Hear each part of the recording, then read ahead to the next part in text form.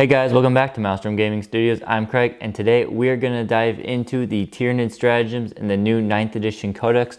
We're going to figure out, are they better or worse than they were before in our 8th edition Codex? Which ones are worth using, if any of them? Obviously some of them are worth using. Which ones can you stay away from? I'm going to go through and give you my opinions on the best ones I think you should probably be using at least once every game. Now, if that sounds good to you, do consider liking and subscribing to stay up to date on all of our content here at Maelstrom Gaming Studios. And if you do want to help support the growth of our channel just a little bit, we have an Etsy store linked down below. You can support us there, buy some cool stuff to help out your Tyranid army, as well as becoming a member. Click the little join button down below. That money really helps us out more than anything here. So with all that out of the way, let's dive into today's video.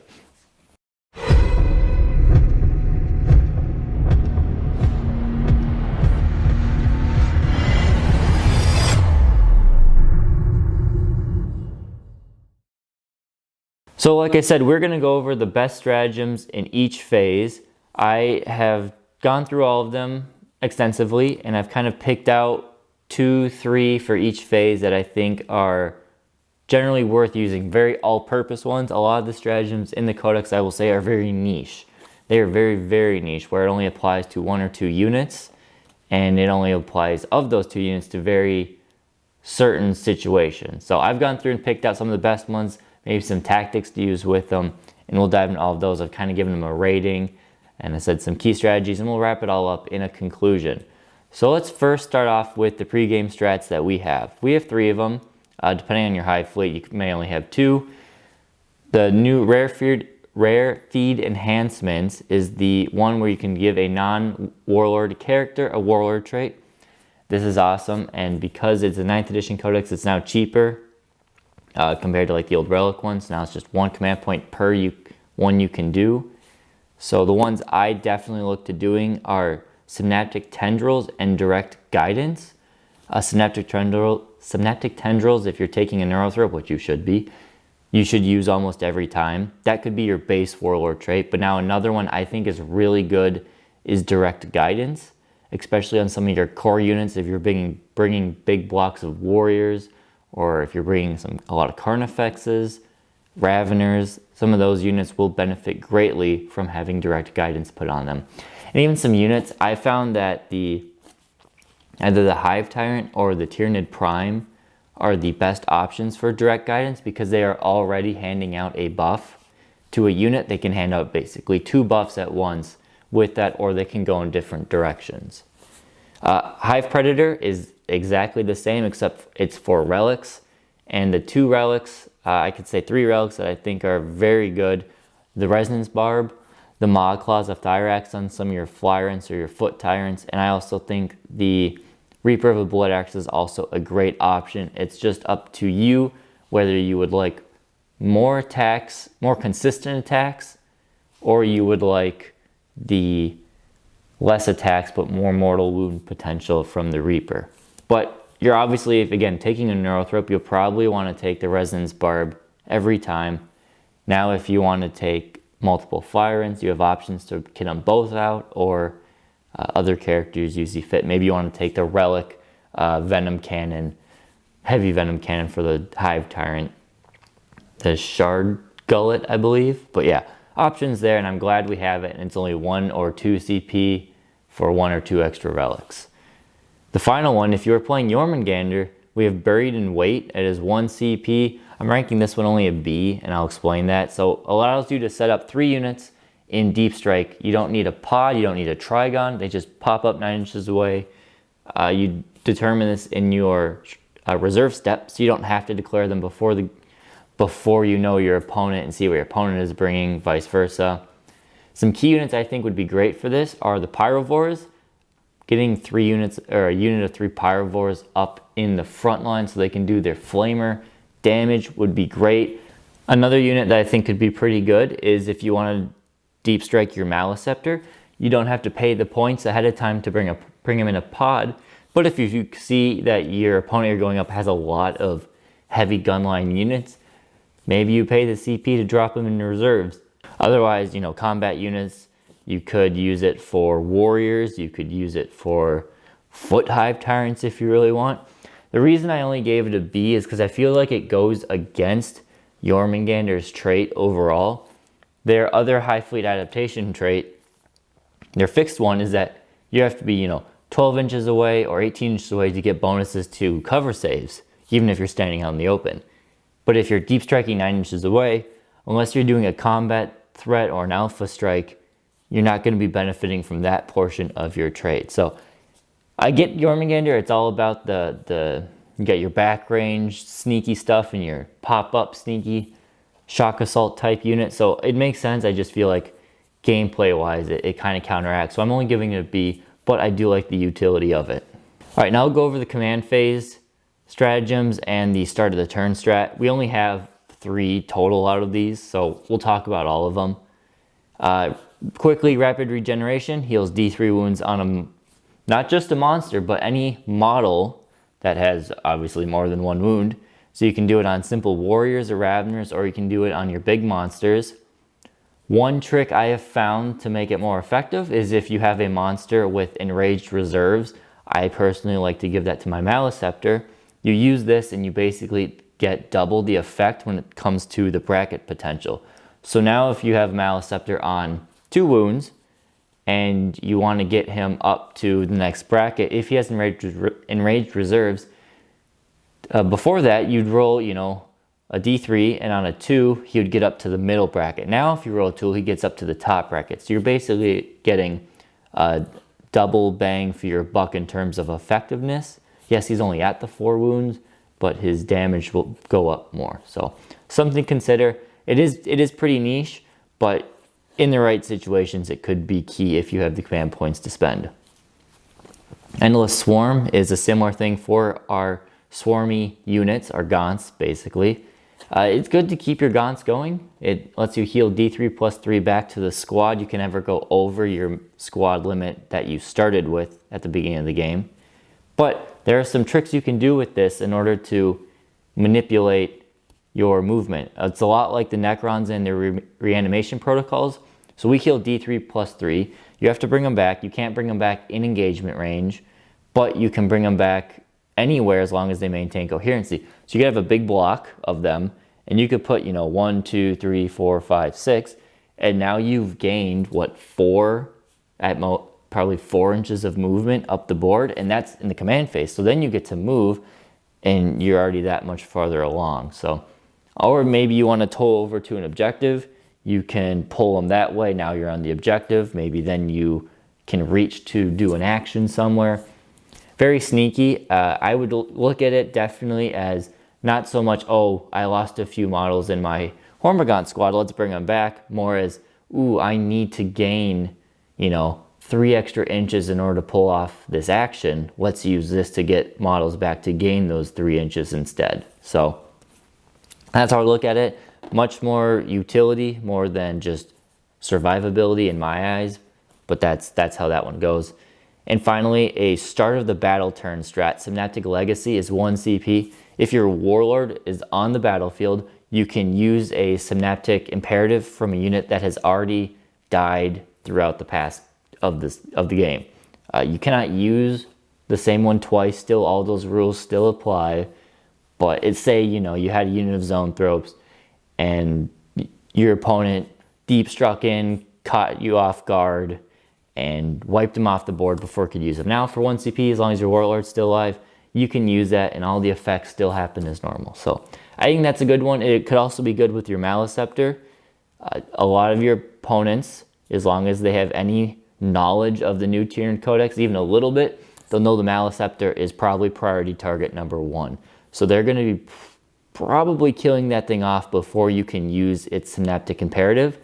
It would be good for late game, especially if you are using a psychic secondary where you have to do, Warp Ritual. It could be good on a turn 5 where, okay, I can use this one, I can get the Warp Ritual off, and I could still cast 1 more Psychic Power or 2 more Psychic Powers, whatever it may be. Is it just 1? No, I think GW has an FAQ'd if casting a Psychic Power or casting a Psychic Action is one of your casts or it's in addition to your cast. So we'll have to wait and see till an FAQ is dropped. Community's pretty split 50-50. If you're one of those rules as written guys, I think it doesn't count towards one of your casts. If you're one of the guys who, well, it makes sense that it should be a cast. I get it. It makes sense it should be a cast. So arguments there. Talk with a TO if you're at a tournament. So now we got the movement phase. There are a couple in the movement phase, but I just picked out 3 of them that I think could be useful. The first one is Spore Clouds. I gave this one a B. It's, again, situational, but it could have insane effect on your army.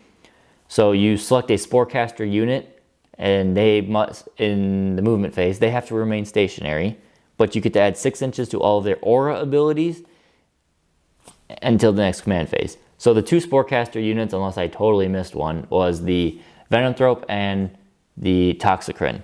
The Toxicrin one is okay, but he's probably already, he's going to have to be moving, and his effects really work in combat. So this is if he survived a whole round of combat and he's still in combat, then you can add 6 inches to the aura and do a decent amount of mortal wounds to your opponent's backline if he's in there, but he just has to survive to do it. So situational. More importantly, it could be done on your Venomthropes to give them a 12-inch bubble of -1 to hit. If you have a nice deployment zone where you have a line of sight blocking building right on the edge of your deployment zone, you could put them right up against that building, and then if you get to go first, cast out that 12-inch bubble. Now you can have -1 to hit to units that are all the way up on the midfield objective, potentially, depending on your deployment zone and mission. But you could theoretically have enemy or friendly models on the objective center objective be -1 to hit with that, as well as encompassing probably most of the rest of your army. For 1 CP, it's pretty good. I just say it's situational because they can't move. So you have to already have them be in a good position in order to use it. So yeah, something out there. A lot of you probably will be using Venomthrope, so keep this one in your back pocket and think about it when deploying. 2 more ones for if you're someone who is a big fan of speed. Bounding Advance is 1 or 2 CP depending on the size of your squad of Hormagaunts. It is a 6-inch auto advance for Hormagaunts, and it still allows them to charge afterward. So if you're taking Adrenal Glands, you can have an 11-inch, a 17-inch move, plus a 2d6-inch charge. Is very good. Now, if you're probably taking 30-man blocks or higher than 15. That's where the cutoff is. So if you have 16 or more models in the unit, then it is 2 command points. But still, there are ways to manipulate your charge so you can get Hormagaunts turn 1 charging with this stratagem.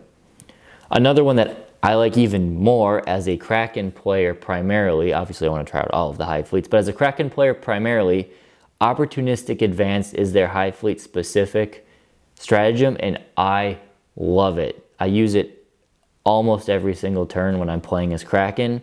It provides so much mobility that the Tyranids are somewhat missing out on from now that Hive Commander is gone for the Swarmlord. But even then, in some ways, it's even better than Hive Commander used to be. So this gives you an 8-inch advance. And what you can do with this is you ignore the penalty for moving and firing assault weapons. So think of number 1 unit, I will say, is think of your Raveners. Your Raveners have a 12-inch movement. 8-inch advance is a 20-inch movement. You can fire off all of their Death Spitters at no penalty. If you buff them up with like direct guidance or something, now they're hitting even stronger. And you can still cast Onslaught onto them with a very reliable Neurothrope in order to charge. So you have a 20-inch plus 2d6 threat range, and there are ways to manipulate the charge, like I said, even more.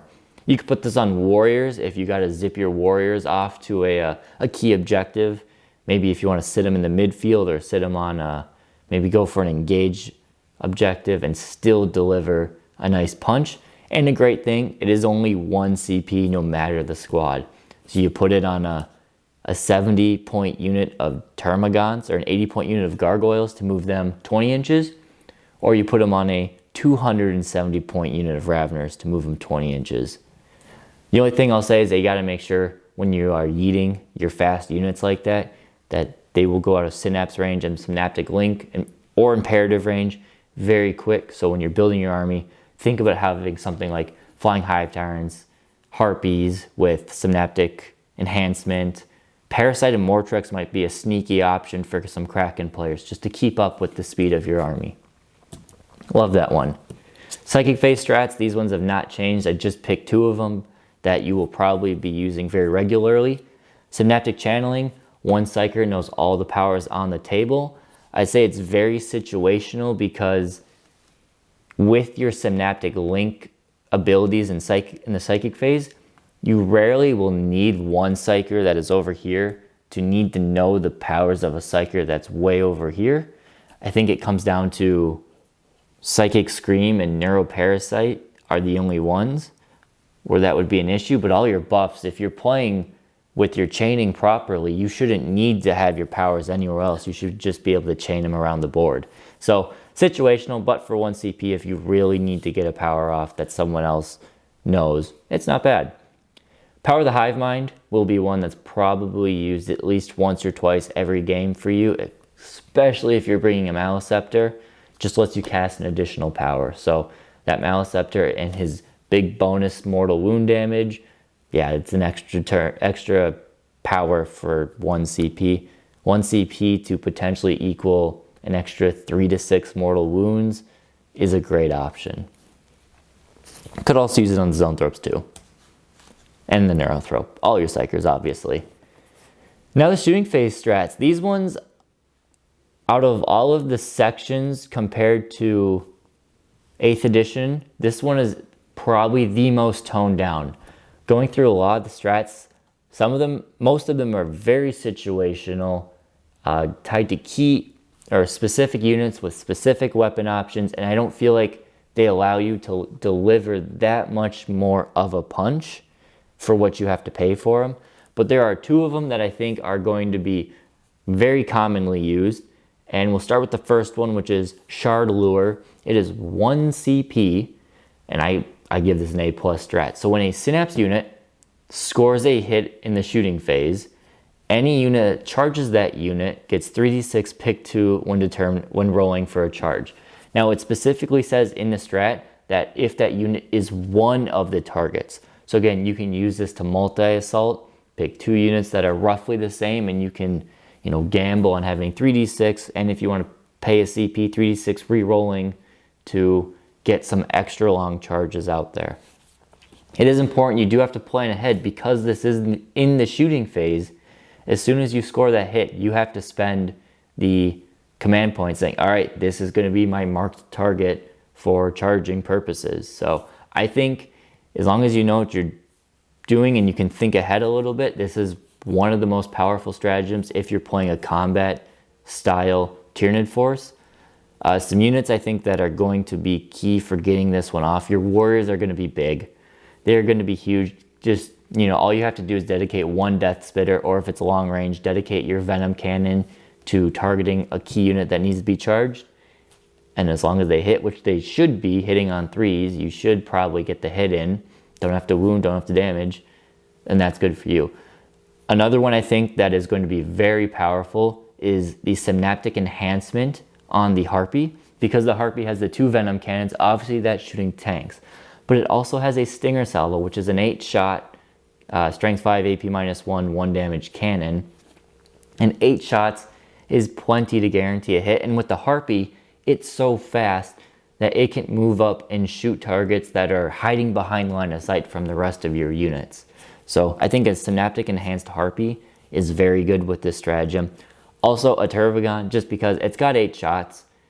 It's not the most insane shooting. It's the same Stinger Salvo on the Harpy, but it could be a good unit because it's just chilling the back line, supporting buffs, holding probably the center objective, and it can just pick on a unit every turn and allow some reroll charging. So very good there. The next one is Observer Organism. This is on the Exocrine. The reason I picked this niche one out over all the others is because of how good the Exocrine is. And what it does is the Exocrine gets to ignore your opponent's light cover, and 6s to hit equal 2 hits. So It just makes an already insanely powerful shooting platform that much better. Being at AP minus 3, that having some models sitting in light cover is the best way to, you know, survive at shooting. So now if you can just negate that with 1 CP and get potentially more shots, I think this one will average you, depending on the D3, you roll 1 to 2 extra shots a turn, which can result in 1 to 2 extra models killed on top of the already better ignoring light cover. So again, if you're bringing exocrines, which I'm sure a lot of you are, this is going to be a great one to use. Not all the time, but a lot of the time because it's 1 CP. All right, charge phase and fight phase. There are a ton. This is where most of our stratagems are, in the charge and the fight phase. However, I just picked out 3 of them because a lot of them are situational, and because they're situational, you're only going to be using them based on the models in your unit. But there are 3 of them here that are pretty universal that I think you'll want to use all of the time. So the first one is trampling charge. I have it here. You guys can see it on the right. It is an easy way, a cheap way to deal a ton of mortal wounds. So you select a high potential monster that is charged. It selects 1 enemy unit within engagement range. If it has the Horned Chitin keyword, which a lot of our big monsters do, on a 2 through 4, that enemy suffers 3 mortal wounds. On a 5+, it's D3 plus 3. On a 5+, so a 33% chance to do on average 5 mortal wounds before you even start the fight phase. That's, you know, killing 2 or 3 models, even 5 models, depending on what it is. That's killing, if you're playing Custodes, those nasty, nasty bikes. And the Virtus Praetors? I don't know the names of Custodes very well, I just know what they look like. The big bike guys, that's enough for 1 CP to wipe one of those off on the charge phase. So, very good there. If you don't have the Horned Chitin word, you can still do D3 mortal wounds, and on a 5+, do the 3 mortal wounds. So some key units you're going to want to use that are probably picked most often. Some of the Carnifexes, not all of them, some of the Carnifexes have the Horned Chitin keyword. The Hive Tyrants all have the Horned Chitin.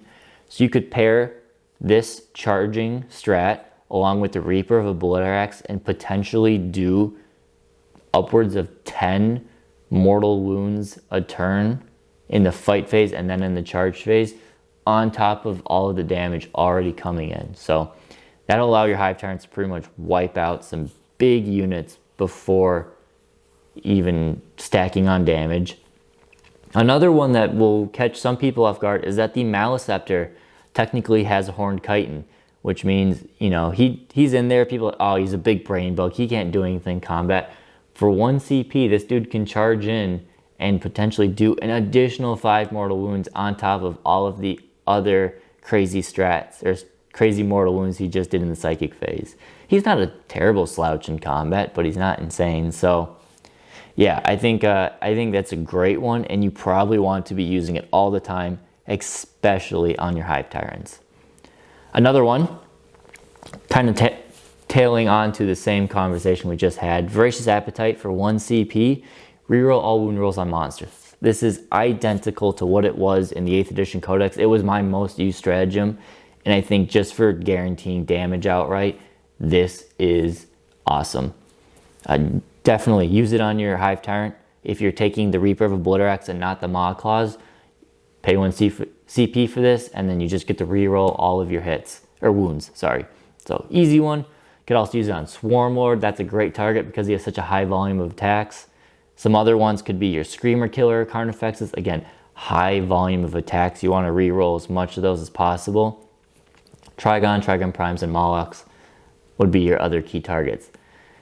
If the situation deems it, you could use it on things like, you know, your Maleceptor, or maybe a standard Carnifex, not a Screamer Killer. Or, I mean, you can technically use it on your Titans and stuff too, so, or your Exocrines, but really your combat ones, this is an auto take. And finally another one that stayed in from the 8th edition Codex, slight tweak, but understandable tweaks, is that Overrun is back and it's still powerful. So you select a unit that charged, your unit obviously. If at the end of the fight phase there are no models within engagement range, that unit can take a normal move instead of consolidating. So they don't technically have to outright kill it, though that's the easiest way. It could be, you know, maybe you charged in, you got your butt handed to you, and you pull some models out, but it is, you pull them out in a way that they stay outside of engagement range. Now you can just fly. Think of it maybe with gargoyles. If you have a big unit of gargoyles, you charge in, lose a whole bunch of them, a few of them are left, maybe they'll pass morale or whatever, and then you fly them over. Because they fly, just fly over your enemy, get to an objective, get somewhere. I like to use this, again, on my Raveners, because I can go in, I can hit my opponent hard, and they'll probably, unless you multi-assault like 3 units or something, they'll probably kill what they touch, at least for my 9-man block that I love so much.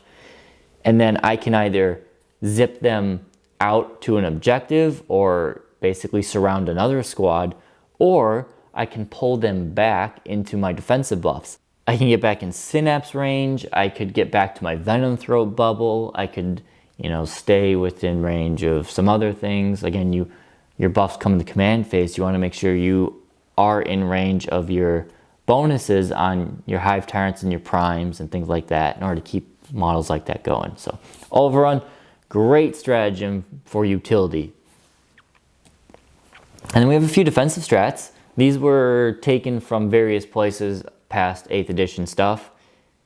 We have reinforced hive nodes for 1 or 2 CP. I give it a solid B+. It can be used on your Tyranid warriors or your Prime, and it is reduced damage by 1 for the rest of the phase. And now you can use this in any phase, not just the shooting phase, thankfully. 2 CP if it's on a unit of 6 or more warriors. It's really good because the one downside, warriors in this edition right now, they are glass cannons. I know they're supposed to be, they're T5 and they're bulky, but they only have a 4-up armor save, and there's no invuln save on them unless you have the Synaptic Imperative active. So with a 4-up save, as long as a target wounds them, they're going to be taking damage and they will be dropping. So if someone comes in with damage 3 weapons, most damage 3 weapons have AP -2 or 3 on them, so they're pretty much just chunking through your armor. This is one way to allow your units to last a little bit longer. Also, if you can stack Catalyst on it, now you reduce damage by 1, and you're getting 5-up Feeling the Pains, and you are, yeah, and your natural bulk holds in. You could also pair it well with Leviathan, so now you are only being able to wound it on 4s, and reduce damage by 1 really makes those anti-tank weapons shrug off of them a lot more than you would think. So great one. Indomitable Monstrosity for 1 CP. This is transhuman for big bugs. Keep some of your key monsters alive. It's not as useful as it has been in the past because many of our big bugs went up to toughness 8. So there are a lot of weapons that are strength 8, meaning it doesn't matter to them. But I'm sure as time goes on, the Imperial Knights and the Imperial Guard, and even with Tau, there are big guns that will be wounding your monsters on 3s or even 2s. So when that happens, yeah, you're probably going to want to use this because it'll definitely keep your monsters alive. So that are the defensive strats. There is one more we forgot. You guys are probably wondering where it is. Here it is. That is Encircle the Prey. This is in a category all on its own because it is at the end of the turn. It is 1 CP, and I say this is an A+ stratagem if you can use it properly. So what you do is at the end of the turn, you take a unit that has the fly or burrow keyword and you pull them off the battlefield. And they must come back in your next turn in the reinforcement step of the movement phase. You can only use this on your turn. You can't use this on your opponent's turn, and you can't use it on a turn they arrive. So you can't deep strike, shoot some stuff, charge some stuff, and then pull them off. They have to stay on the turn. Your opponent has to have one chance to try and kill them. There are some crazy situations for this. So first off, the model can be engaged. So you could be, with your flyer and fighting things down, lashing models, and maybe the situation's just getting a little hairy for him and you need him alive. Just pull him off and he's good. And he's good. One thing I did in a battle report you will see on Monday is that I thought I totally forgot that gargoyles don't have deep strike anymore. So I played with gargoyles and I had deep struck them. Didn't really affect the battle, but that was something that happened. What you can do to let gargoyles deep strike is you deploy them on your in the back corner of your battlefield turn 1. You could use this on them turn 1 and then pull them off in turn 2. They can come in deep strike and do some actions. If you're trying that new spore node objective secondary, it's not great, but if you're trying that one, that's a great way to get it done. If you're just going for engage in all fronts, awesome way. Some other key units to keep alive. The Harpy is going to be also in the priority target for your opponent. So you could start it depending on what range of firepower your opponent has. You could start the Harpy on the board. You could fly him up. You can do some shooting, kill a tank or two, depending on what size of them. And then if you're like, there's still a lot of firepower, gone. Pull him up and he'll come back next turn. Opponent can't touch him at all. So that's a really good one, and I'm really, really looking forward to trying it out. Hive Tyrants, like I said, Molochs have an ability where they can pop up, do the orbital strike essentially. You could do that over and over again with them. And if you're taking Raveners, maybe you're taking 3-man blocks for objective purposes. That's a great way to pop in, do some objectives, do an action maybe, and then burrow back. So think of retrieve Nakamun data. Now you can say you take 5 Raveners. Again, that's a lot of points for 5 Raveners to be doing secondaries. Maybe you want to risk it with 3 Raveners, but you can do the 1 action. You can score it. You can pull them back down, and you can pop up and do it in another corner. You can essentially, instead of that unit normally just sits there and kind of wastes away for the rest of the game potentially, he's got a second shot at achieving secondary. So those aren't all of the strats, obviously. There are more of them, but those are just the highlights I think that you'll want to use every time. Maybe there's some other ones. I think these strats are very different than our old. Some of them obviously are the same, but I think they're very different. These are much more utility and tactical based stratagems, and it fits with the name Stratagem. They're strategy based. I think you're going to have to do a little bit more planning. It's not so much, double shoot, double fight, double damage, or things like that, where our old strats were just command points equal lots of damage. And that's why the Tyranids could compete so much with an 8th edition Codex and a 9th edition meta, is because our stratagems were so powerful. It just requires a little bit rethinking on them. You won't burn through, because most of these strats are just 1 CP. You will not be burning through your strats in 1 turn or 2 turns like you used to. You could, but I think for me, when in the handful of games I've played so far, I much more often have my CP last me until turn 3 or 4, no problem. So that's great. My top 5 stratagems are Encircle the Prey, Indomitable Monstrosity, Overrun, Opportunistic Advance, and Shard Lure. All of those I have used. Every game I've played, I've used all of those at least once. Some of them more, like Shard Lure and Opportunistic Advance. I love that combo. But those are my top ones. What do you guys think of the strats? Do you like the way that these are more tactical versus pure damage? Are you going to miss the 8th edition stratagems? I personally like the more tactical ones. I think it's a little lame that it's just, here's more damage, though the charging strat, trampling charge is a great option too, and that is just more damage. So that's what I like. Let me know what you guys think down in the comments. Do you have any strats that you think I bypassed that I should have talked about? Do you think the ones I talked about are hyped up or not all worth the hype? Also, I do want to mention in the comments down below, I should have said this earlier, but as a reward for you who stuck around to the very end, I really appreciate it. I have made 2 copies of the list of stratagems. One of them is an Excel spreadsheet that just lists the stratagems by phase. The second one is a digital rework of the Codex, and I basically rearranged all the strats by phase. So now if you want, you print it off and it has the strats. So it's got pre-game strats, it has start of the battle round strats, command phase strats, movement, psychic, shooting, charge, fight phase. There's a morale phase, and there's a few other ones in there, like end of turn and when something dies type of strats. So If you want that, there's a Google Drive. You just click the link and you should have access to it. It is in view only, so if you notice a mistake or something, just put a comment in it and I can fix it. But I figured, you know, a lot of people, including myself, think the way they laid out the strats in 9th edition don't really make sense. It's confusing to think of. So I went ahead and changed it to what makes more sense. Now you can sort by phase and you know which ones you're looking for. So that's a reward for you guys who stuck around for the longest. Thank you guys, it means a lot.